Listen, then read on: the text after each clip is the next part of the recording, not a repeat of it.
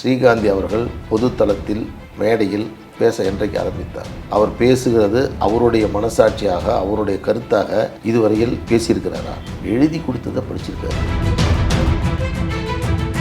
Milky mist இதுதான், இது மட்டும்தான் பன்னீர்னா ஒன்லி மில்கி மிஸ்ட். என் கையிலே வைத்திருக்கக்கூடியது 1989 உருவாக்கப்பட்ட பாட்டாளி மக்கள் கட்சியுடைய பைலா, 1995 திருத்தம் செய்யப்பட்ட பைலா. இதை வச்சிருக்க கையில என்னோட டிஸ்பியூட் பண்ண சொல்லுங்க. அந்த 2 கூட்டங்கள் பாட்டாளி மக்கள் கட்சியினுடைய விதிகள் பைலாவின்படி நடைபெற்றதா? அது 2ம் செயற்குழுவா அல்லது பொதுக்குழுவா? இன்றைக்கி தான் ஒரு மயக்கம் தெளிந்து வெளியே வந்த ஒரு பையன் மாமாவை போய் இப்படி பேசுகிறாப்படி. அந்த மாமா அந்த பையனுக்கு என்னெல்லாம் செஞ்சுருப்பாருங்கிறது அவங்க குடும்பத்துக்கு தெரியும். அதே தானே இப்போ ஐயா கேட்குறாரு, என் மகனா நான் அன்புமணிக்கு என்ன செஞ்சுருக்கேங்கிறது எல்லாருக்கும் தெரியும்னு. இந்த வழி தானே அங்கேயும். இல்லை இல்லை,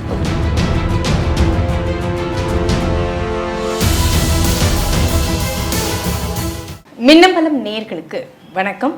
பாமகவின் செய்தி தொடர்பாளரும் வழக்குரைஞருமான பாலு அவர்களிடம் பேச இருக்கின்றோம். வணக்கம் சார். வணக்கம்மா. நலமா இருக்கீங்களா? ரொம்ப நல்லா இருக்கேன். தமிழகத்தின் நலன், சமூகத்தின் மீதான அக்கறை, சமூக நீதி கண்ணோட்டத்தோடு நடைபெறக்கூடிய மின்னம்பலத்தில் உங்களோடு இந்த கலந்துரையாடலில் கலந்து கொள்வதில் எனக்கு மகிழ்ச்சி. ரொம்பவே நன்றி, மகிழ்ச்சியும் கூட சார். பொதுக்குழு கூட்டம் ராமதாஸ் ஐயா அவர்கள் தலைமையில் நடந்திருக்கு. அதில் மேடையிலேயே அவர் சொல்கிறாரு, அன்புமணி அவமானப்படுத்துகிறார் அப்படின்னு உடைந்து அழுகிறார். இப்போ உடைந்து அழுகும்போது நீங்கள்லாம் அவர் வளர்த்த பிள்ளைங்க தான், பார்த்து வளர்ந்த பிள்ளைகள் தான், ஒரு பாமகவுடைய தொண்டனும் கூட, தீவிர தொண்டனும் கூட. இதை நீங்கள் எப்படி பார்க்குறீங்க? இதற்கு முன்பாகவே அவர் இது போன்ற சுபாவத்தோடு எங்களிடம் பலமுறை அவர் பேசியிருக்கிறார். வயது மூப்பின் காரணமாகவும் இது போன்ற ஒரு சூழல்கள் வருகின்ற பொழுதும் அவர் இப்படி இதற்கு முன்பாக நடந்ததை நாங்கள் பார்த்திருக்கோம். தனிப்பட்ட முறையில் நீங்கள் சொல்கிறது? தனிப்பட்ட முறையில் பல்வேறு இதற்கான இந்த பிரச்சனைகள்லாம் உருவாவதற்கு முன்பாக பல்வேறு கூட்டங்கள் மற்றும் ஆலோசனைகள் நடைபெறக்கூடிய சூழலாம் இது போன்று நான் பார்த்திருக்கிறேன். அதனால் வருத்தம்தான். ஒரு தொண்டனாக நீங்கள் குறிப்பிட்டது போன்று அவரால் அடையாளம் கட்டப்பட்டு அவருடைய சீரிய தலைமையில் நாங்கள் எல்லாம் செயல்பட்டு எங்களை எல்லாம் ஒரு போர்க்குணத்தோடு வளர்ப்பதற்கு, எந்த சவாலையும் சந்திக்கக்கூடிய மன உறுதியோடு நாங்கள் செயல்படுவதற்கு எங்களுக்கு ஆக்கமும் ஊக்கமும் கொடுத்தவர். அவர் ஒரு போர்க்குணம் கொண்டவர். எதற்காகவும் உடைய மாட்டார், எதற்காகவும் கலங்க மாட்டார். அச்சம் என்பதே அவர் மனதில் இருக்காது. ஆற்றாமை என்பதை அவரிடம் பார்க்க முடியாது. இப்படி ஒரு வெளி உலகத்தில் ஏராளமான ஊடகங்கள் மத்தியில் தன்னை இப்படி பார்ப்பது என்பதை அவராலேயே அதை ஏற்றுக்கொள்ள முடியாது. அதனால்தான் நாங்கள் சொல்லுகிறோம், அவர் இயல்பான மனநிலையில் அவர் இல்லை. அவர் சொல்லக்கூடியதை அப்படியே பேசக்கூடிய நிலைக்கு அவர் மாறியிருக்கிறார். இதுதான் ஆரம்பத்திலிருந்தே வயது மூப்புன்னு ஒரு காரணம் இருக்கிறது. இதன் காரணமாகத்தான் மருத்துவர் ஐயா அவர்களை தேவையில்லாமல் பல ஊர்களுக்கு செல்வது, நேரம் கடந்து அவரை கூட்டங்களில் உட்கார வைப்பது, அதிகமாக வெளி சுற்றுப்பயணங்களுக்கு மேற்கொள்வது, இதையெல்லாம் தவிர்க்க வேண்டும் என்று தான் நாங்கள் செய்தோம். எதெல்லாம் ஐயாவின் இந்த வயது மூப்பின் காரணமாக சில விஷயங்கள் வெளிப்பட்டு விடக்கூடாது என்று நாங்கள் எதிர்பார்த்தோமோ அதை அத்தனையும் இன்றைக்கு நடந்து கொண்டிருக்கிறது. இல்லை, அப்படி பார்த்தீங்கன்னா அருகில் இருப்பவர்கள் எல்லாருமே வெளியாட்கள்னால் சொந்தத்தில் இல்லைன்னா கூட இந்த பக்கம் அவருடைய மகள் உட்கார்ந்துருக்கிறாங்கல்ல, எல்லாம் எழுதி கொடுத்து சொல்லி கொடுத்து அவர் பண்ணுறாருன்னா பக்கத்தில் சொந்த மகள் இருக்கிறாரு. அப்போ அவரையும் சேர்த்து தான் நீங்கள் அதை சொல்கிறீங்க? நிச்சயமா. ஏன்னா இன்னைக்கு புதிதாக களத்திற்கு வந்தவர். இதற்கு முன்பு அரசியலை பொதுத்தளத்தில் பொதுக்கூட்டத்தில் அவர் பங்கேற்றவர்களில் அரசியலில் தன்னை முன்னிலைப்படுத்த வேண்டும் நினைத்து கொண்டிருக்கிறார். பாட்டாளி மக்கள் கட்சி தன் பக்கம் வந்துவிட வேண்டும், நாம் உள்ளே நுழைந்திருக்கிறோம், அரசியலில் நின்றுவிட வேண்டும், ஐயாவினுடைய அந்த இமேஜ் என்று சொல்லக்கூடிய அந்த தோற்றம் பொலிவு போனாலும் பரவாயில்லை, எப்படியாவது பாமக நிற்க வேண்டும் என்று நினைப்பவர்கள் மட்டும்தான் இப்படி செய்ய முடியும். மருத்துவர் அன்புமணி ராமதாஸ் அவர்கள் அவரது தாயாரின் மீதும் மருத்துவர் ஐயாவின் மீதும் அளப்பரிய பாசம் கொண்டவர். திருச்சி ஜெயிலில் அவர் இருந்துவிட்டு பிறகு அவர் விடுதலையானதற்கு பிறகு ஜெயலலிதா அவருடைய ஆட்சி காலத்தில் திடீரென்று அவருக்கு இதய அறுவை சிகிச்சை செய்ய வேண்டிய சூழல் ஏற்பட்டது. அத்தனையும் தன்னுடைய அந்த மேற்பார்வையில் அது இதய அறுவை சிகிச்சை மிக சிறப்பாக அப்பல்லோ மருத்துவமனையில் ஒரு புகழ்பெற்ற மருத்துவர் செங்கோட்டுவேல் என்று சொல்லக்கூடிய அவரோடு இருந்து அதை நடத்தி மீண்டும் அவருக்கு சிகிச்சையினுடைய அறுவை சிகிச்சைக்கு பின்பான மருத்துவ வேலைகள் அத்தனையுமே மிக கவனமாக செய்தவர். சமீபத்தில் மருத்துவமனையில் ராமதாஸ் ஐயா அட்மிட் ஆன போது அன்புமணி அவர்கள் போய் பார்க்கவே இல்லை, வந்தாரு மருத்துவமனைக்கான உள்ள பார்க்கவே இல்லை, ஐயா ரொம்ப வருத்தப்பட்டாருன்னு சேலம் அருள் எம்எல்ஏ நேர்காணல்லையே சொன்னாரு. அதெல்லாம் விடுங்க, அவரெல்லாம் பேசுறலாம் எடுத்துக்காதீங்க. அதில் கூட எவ்வளவு பெரிய உளவியல் ரீதியான முடிவை மருத்துவர் அன்புமணி ராமதாஸ் அவர்கள் எடுத்தார் தெரியுமா?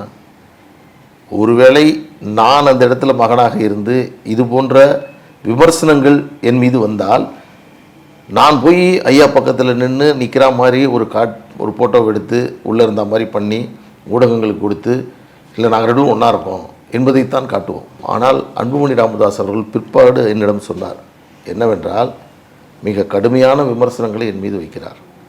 இருவருக்கும் ஐயாவிற்குமான மன வேறுபாடு என்பது பொது தளங்களில் விவாதிக்கப்பட்டிருக்கக்கூடிய சூழலில், உடல்நலம் இல்லாமல் மருத்துவமனையில் இருக்கின்ற சூழலில், அந்த நிலையில் நேரில் நான் போய் நின்றால் அவர் ஒரு இயல்பான மனநிலையில் அதை எடுத்துக்கொண்டால் பரவாயில்லை. ஒருவேளை அதுவே அவருக்கு ஒரு மன அழுத்தத்தை கொடுக்கக்கூடியதாக, அதை மனம் ஏற்கக்கூடியதாக இருந்தால் அதுவே உடல்நலை பாதிக்கக்கூடியதாக அமையும்.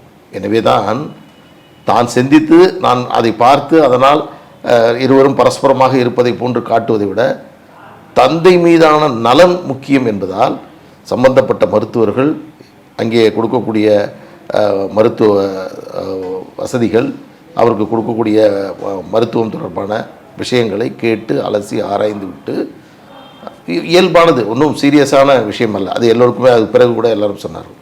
எனவே வந்தார். இதில் கூட ஐயாவினுடைய நலன் கருதி தான் அதை தவிர்க்கப்பட்டது. அப்படி பார்த்தா சமீபத்தில் அட்மிட் ஆகிறதுக்கு முன்னாடி கூட தைலாபுரத்தில் பிறந்தநாள் விழா ஒன்று நடைபெற்றது இல்லையா?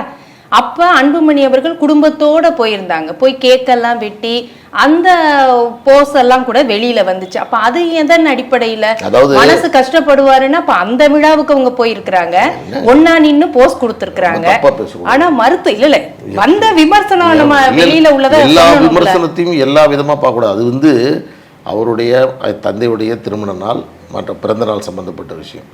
அங்கே குடும்பத்தோடு மருத்துவர் ஐயா அவர்கள் இருக்கிறார், மகனாக அங்கே செல்கிறார், இது ஒரு புறம். ஆனால் உடல்நலம் பாதிக்கப்பட்டு மருத்துவமனையில் சிகிச்சையில் இருக்கின்ற பொழுது அப்போ போகிற மனநிலையும் இதுவும் வேறு.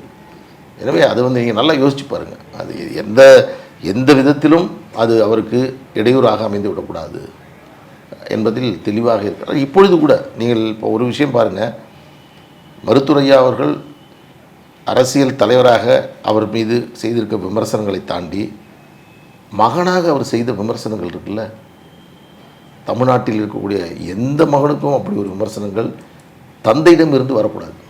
ஆனால் வந்தது. எதிர்வினை என்ன ஆற்றினார்? பதில் சொன்னாரா? அதற்கு விளக்கம் சொன்னாரா? அல்லது ஐயா மீது விமர்சனம் வைத்தாரா? ஆனால் இப்படிப்பட்ட மகன், நீங்கள் சொல்கிற அளவுக்கு இருக்கக்கூடிய மகன் ஒரு தந்தையால் விமர்சனம் பண்ணப்படுகிறார், வெளி உலகத்தில் வெளிப்படையாக விமர்சனம் செய்யப்படுகிறார்னா இந்த நிலைமைக்கு காரணம் என்ன? ஏன் இந்த முரண்பாடு வருது? நான் நீங்கள் கேட்ட கேள்வி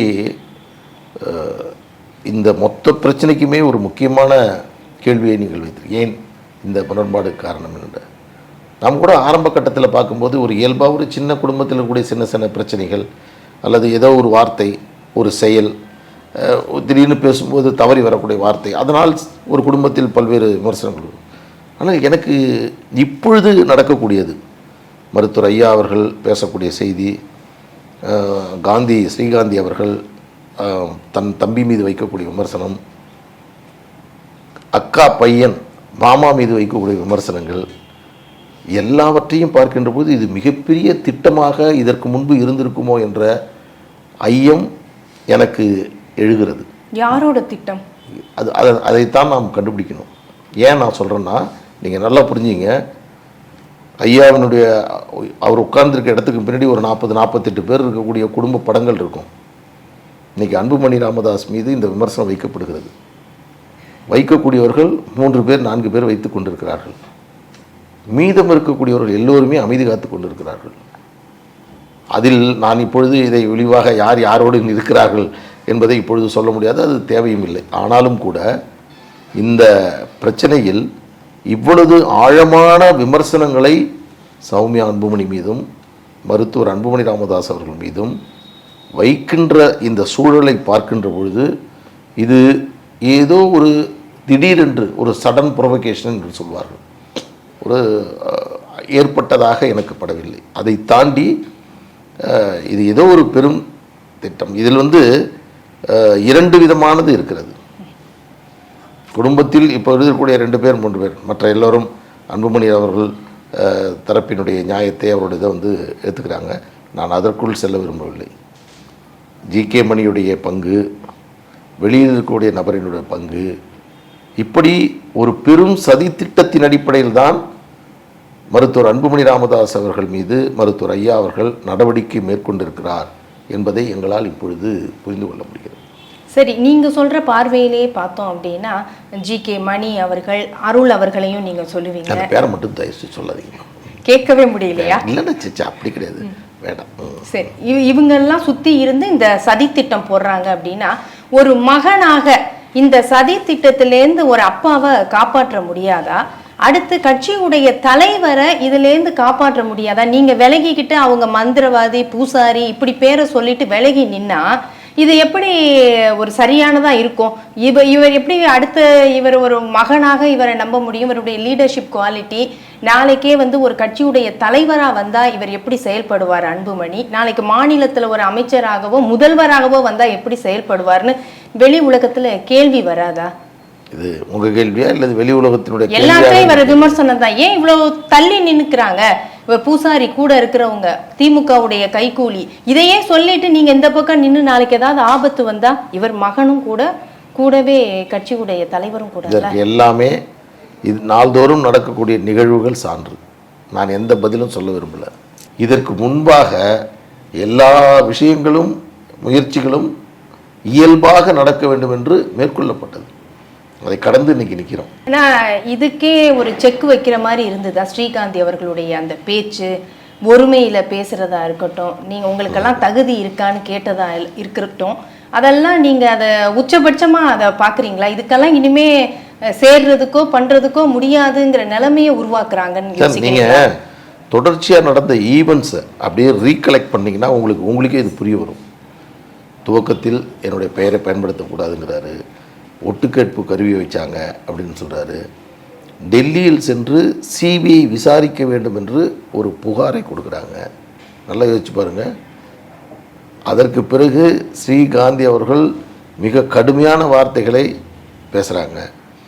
சின்ன பையன், இன்றைக்கி தான் ஒரு மயக்கம் தெளிந்து வெளியே வந்த ஒரு பையன் மாமாவை போய் இப்படி பேசுகிற. அப்படி அந்த மாமா அந்த பையனுக்கு என்னெல்லாம் செஞ்சிருப்பாருங்கிறது அவங்க குடும்பத்துக்கு தெரியும். அதே தானே இப்போ ஐயா கேட்குறாரு, என் மகனா நான் அன்புமணிக்கு என்ன செஞ்சுருக்கேங்கிறது எல்லாருக்கும் தெரியும்னு. இந்த வழி தானே அங்கேயும். இல்லை தப்பு கிடையாது. நாங்கள் சொல்கிறது நீங்கள் புரிஞ்சுங்க. ஐயா அவர்களுக்கு அன்புமணிக்கு செய்யவில்லை என்று ஒருபோதும் நாங்கள் சொல்லவே இல்லை. ஆனால் அவருக்கு கொடுக்கப்பட்ட வாய்ப்பை ஒரு தந்தைக்கு அதைவிட ஒரு புகழை, ஒரு பெருமையை பொது தளத்தில் ஒரு சிறந்த மகன் என்ற அந்த பெருமையை அன்புமணி ராமதாஸ் அவர்கள் கொடுத்திருக்கிறார். ஐயாவினுடைய கொள்கையை ஆட்சி அதிகாரத்தின் மூலமாக நிறைவேற்ற முடியும் என்று சொன்னால் அது மருத்துவர் அன்புமணி ராமதாஸ் அவர்களால் தான் முடியும். அப்போ சமூக நீதி இயக்கமா இவ்வளவு தூரம் கட்டி காப்பாற்றியது ஐயா. திரும்ப சொல்லுவாங்களே, இந்த ஊமை ஜனங்களுக்கு என்ன பண்ண போறேன் அப்படின்பாரு. 40 வருட காலமா இதை கட்டி காத்த ஒரு கட்சி இன்னைக்கு இப்படி நிலை குலைந்து போயிருக்கிறே அப்படிங்கிற ஒரு கேள்விதான். அதுலேயே ஸ்ரீகாந்த் அவர்கள் சொல்லும் போதும் சொல்றாங்க, ராமதாஸ் ஐயா இல்லாத பாமக பிணத்துக்கு சமம், பிணத்தின் மேல் அரசியல் செய்கிறார் அன்புமணி அப்படிங்கிறாங்க. ஆனா அந்த ஒரு வார்த்தை ஐயா ஐயா முகம் அப்படிங்கிறது முக்கியமானது இல்லை. நீங்க இன்னைக்கு சொல்றீங்க ஐயாவை நாங்க மதிக்கிறோம் அப்படிங்கிறீங்க. ஆனா ஐயா தானே பாமகவுடைய முகமாக இருக்கிறார். அவர் அங்க அழுக விட்டுட்டு இங்க உங்களால கட்சியை, இந்த இயக்கத்தை அடுத்த கட்டத்துக்கு நகர்த்திட முடியுமா? ஸ்ரீகாந்தி அவர்கள் பொதுத்தளத்தில் மேடையில் பேச என்றைக்கு ஆரம்பித்தார்? அவர் பேசுகிறது அவருடைய மனசாட்சியாக, அவருடைய கருத்தாக இதுவரையில் பேசியிருக்கிறாரா? எழுதி கொடுத்ததை படிச்சிருக்காரு. எழுதி கொடுக்கறது யாரு? உள்வட்டம் வெளிவட்டம். இதே ஸ்ரீகாந்தி அவர்கள் நியமனம் செயல் தலைவரா பண்ணும்போது அன்புமணி அவர்கள்டேந்து எந்த விமர்சனமும் வரல. ஆனா அவருடைய மகன் முகுந்தன் நியமனம் செய்யும் போது மேடையிலேயே விமர்சனம் பண்ணாரு அன்புமணி அவர்கள். அது என்ன காரணம்? அதாவது அது எதேச்சையாக நடைபெற்றதை போன்று அங்கே நடந்தது. அப்போ இது தவறு என்று சொல்லப்பட்டது. ஐயா இப்போ முடிவே பண்ணிட்டாரு. எல்லா நிலைகளும் டெல்லியில் வரைக்கும் போய் கேஸ் போட்டாங்க, கேஸு புகார் கொடுத்துட்டாங்க, எல்லா நிலைகளையும் தாண்டிட்டாங்க. அப்போ எதை வேணாலும் செய்வாங்கல்ல. அதனால் நம்ம அதுக்குள்ளே போக வேணாம். நீங்கள் இப்போ நீங்கள் சொல்கிற இந்த நபர்கள் சம்மந்தப்பட்டது பாருங்க, கட்சி சம்மந்தப்பட்ட அடிப்படையில் பாருங்கள். நேற்று 2 கூட்டங்கள், அது பொதுக்குழுவும் அல்ல, அது செயற்குழுவும் அல்ல, அது பாட்டாளி மக்கள் கட்சியால் கூட்டப்பட்டதும் அல்ல. அதை நாங்கள் முன்பே மிக தெளிவாக தெளிவுபடுத்தியிருக்கிறோம். அந்த 2 கூட்டங்கள் பாட்டாளி மக்கள் கட்சியினுடைய விதிகள் பைலாவின்படி நடைபெற்றதா? அது 2ம் செயற்குழுவா அல்லது பொதுக்குழுவா? ஒரு குறைஞ்சபட்சம் ஒரு நம்பகத்தன்மை கொண்டதாக அது நடத்தப்பட்டதா? இப்போ இல்லைன்னு எந்த இடத்துல சொல்ல வரீங்க? எப்படி சொல்ல வரேன்னா, செயற்குழு எப்படி கூட்டணும், அதில் யார் யார் கலந்துக்கணும், பொதுக்குழு எவ்வாறு கூட்ட வேண்டும் என்பதையெல்லாம் கட்சியினுடைய விதி சொல்லுது. என் கையிலே வைத்திருக்கக்கூடியது 1989 உருவாக்கப்பட்ட பாட்டாளி மக்கள் கட்சியுடைய பைலா, 1995 திருத்தம் செய்யப்பட்ட பைலா. கட்சியினுடைய விதிகளில் விதி 12 பொதுக்குழுவை பற்றி சொல்லுது, விதி 13 செயற்குழுவை பற்றி சொல்லுது. முதல்ல செயற்குழு உறுப்பினருக்கு எத்தனை பேர், உறுப்பினர்கள் எத்தனை பேர்னு தெரியுமா? நேற்று போய் ஒரு ஹால் மீட்டிங் போடுறாங்க, மொத்தம் ஒரு 1000 பேர் 1500 பேர் உட்காந்துருக்காங்க. அதெல்லாம் எங்கெங்கேயோ அழைச்சிட்டு வரப்பட்டவங்க உட்கார வச்சுருக்காங்க. செயற்குழு கூட்டத்தினுடைய பைலாவின்படி எத்தனை பேர் இருப்பது செயற்குழு? நான் உங்களுக்கு இப்போ சொல்லிடுறேன். இந்த கூட்டத்தை நடத்துகிற நீண்ட காலம் பாட்டாளி மக்கள் கட்சியில் இருந்த ஜி.கே. மணிக்கும் தெரியாது, இந்த கூட்டத்தை நடத்துகிறவங்களுக்கும் தெரியாது. இது என்னன்னே தெரியாமல், பைலா என்னன்னே தெரியாமல் நேற்று செயற்குழுவையும் பொதுக்குழுத்தையும் நடத்திருக்காங்க. செயற்குழுவில் மொத்தமே 250 பேர் தான் செயற்குழுவில் இடம்பெற முடியும். எத்தனை பேர் கலந்துக்கிட்டாங்கம்மா செயற்குழு உறுப்பினர்களில்? எப்போ கூட்டம் ஆரம்பிச்சுது? செயற்குழு கூட்டம் எத்தனை மணி வரைக்கும் நடந்துச்சு? அதே கூட்டத்தை பொதுக்குழுவாக திரும்பி அப்படியே ஒரு அனௌன்ஸ்மெண்ட்டில் இப்பொழுது பொதுக்குழு ஆரம்பிக்கிறது. பொதுக்குழு உறுப்பினர்கள் யார் யார் இருக்கணும்? இது நான் சொன்ன 249 பேர். இதை வச்சிருக்கேன் கையில், என்னோட டிஸ்பியூட் பண்ண சொல்லுங்கள். இந்த பைலா திருத்தப்பட்டிருக்கு, இந்த தேதியில் இந்த பொதுக்குழு திருத்தப்பட்டிருக்கு, காட்ட சொல்லுங்கள். காட்ட முடியுமா? இதை செயற்குழுன்னு எடுத்துக்கலாமா? இதை 25 வருஷம் தலைவராக இருந்த ஜி.கே. மணி இதை ஒரு செயற்குழுன்னு நடத்தி ஒரு நாடகத்தை நடத்துகிறார். மறைச்சிட்டாரா இல்லை தெரியலையா சார்? அவங்களுக்கு பித்தம் தலைக்கேறிச்சுன்னா என்ன பண்ணுவாங்க? தோல்வியினுடைய இதில் என்ன பண்ணுவாங்க? விரக்தியில் என்ன பண்ணுவாங்க? எதை செய்யணுன்னே தெரியாது இல்லை. இதுதான் இன்னைக்கு நான் இன்னொன்று சொல்லிடுறேன், முடிச்சிடுறேன். ஏன்னா முதலாம் மின்னம்பலத்தில் தான் இந்த தகவல் சொல்கிறேன், வேறு யார்கிட்டையும் நான் சொல்லலை. பொதுக்குழு யார் யார் கலந்துக்க முடியும்? அப்போ செயற்குழு 250 பேர் சொன்னேன். பொதுக்குழு பாருங்கள், அனைத்து மாவட்ட தலைவர், நான் முன்னாடி சொன்ன மாதிரி மாவட்ட தலைவர், மாவட்ட செயலாளர் 108 பேர், பொருளாளர், துணைத் தலைவர், இவங்க எல்லாமே மாவட்ட அளவில். முதல்ல பார்த்தீங்கன்னா மாவட்ட தலைவர் செயலாளர் மட்டும்தான் செயற்குழுவில். ஆனால் இங்கே மாவட்ட தலைவர், செயலாளர், பொருளாளர், துணைத் தலைவர், துணை செயலாளர், இது வரைக்கும் பார்த்தீங்கன்னா ஒரு 108ல் 4 பேர் வந்துடுறாங்க.